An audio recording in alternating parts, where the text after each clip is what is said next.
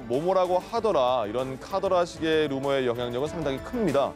아무런 증거도 없지만 증권가 정보지 속에 몇 문장, 몇 줄이 많은 대중을 동요하게 만들거든요. 아니면 말고 이런 식의 소문의 당사자들만 피해를 안게 되는 상황입니다. 자, 사실 이런 악성 루머 때문에 피해를 입은 사건은 이번이 처음이 아니죠. 굉장히 많이 나오고 있는데 자, 왜 이런 일들이 계속 반복되고 있는지 전문가 연결해서 알아보도록 하겠습니다. 자, 하재근 문화평론가 연결해 봅니다. 나와 계시죠?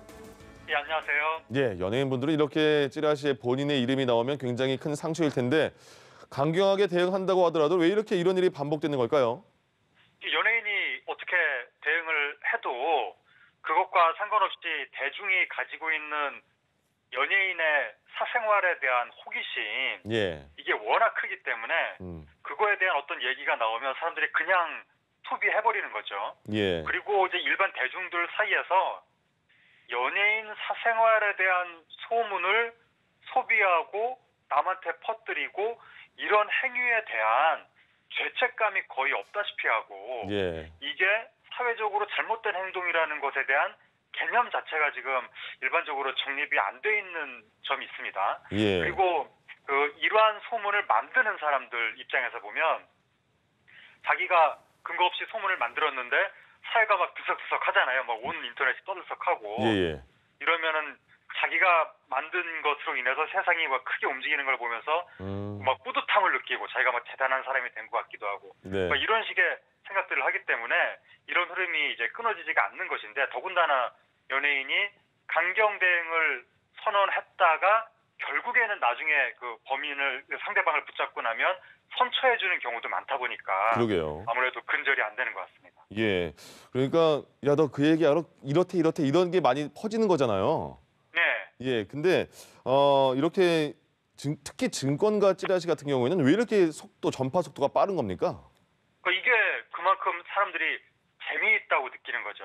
예. 그러면서 방금 말씀드렸던 것처럼 그걸 소비하거나 퍼뜨리는 데 있어서 아무런 죄책감을 느끼지 않고 예. 그냥 재미있는 이야기 이렇게만 사람들이 생각을 하는 거예요. 근데 이걸 당하는 사람 입장에서는 굉장한 인격 모독도 될 수가 있고 엄청난 어떤 정신적인 상처도 될 수가 있는데 예. 사람들이 그런 가해 행위라고 생각을 하지 않고 그냥 재미있는 이야기를 소비한다 이렇게 생각을 하니까 예. 그리고 그런 연예인 관련 그 자극적인 이야기들을 소비할 때 사람들이 근거를 아예 따지지 않는 그런 경향이 있고 네. 그리고 이제 과거에는 이런 게 그냥 지인들 통해서 아름아름으로 퍼졌었는데 인터넷을 통해서 이제 확산 속도가 매우 빨라지게 된 거죠. 정말 예전 같은 경우에는 이렇게 루머가 나왔을 때는 연예인들이 그래 연예인이니까 뭐 이런 루머쯤은 감수해야지 이런 생각을 한 것 같은데 최근에는 강경하게 대응하는 사례가 많잖아요. 예. 그게 보면 이렇게 그냥 지나가다 보면 그 소문에 너무 살이 많이 붙어지는 경우가 많아서 그런 건가요? 뭐 그렇죠. 그러니까 이제 옛날에는 네. 그 인터넷 시대가 되기 전까지는 소문이 아름아름으로 퍼져 나가다 보니까 연예인이 대응을 안 하는 게 차라리 더 낫다. 대응을 하는 순간 이 소문이 전국구로 퍼지게 된다. 이 일을 오히려 더 키운다.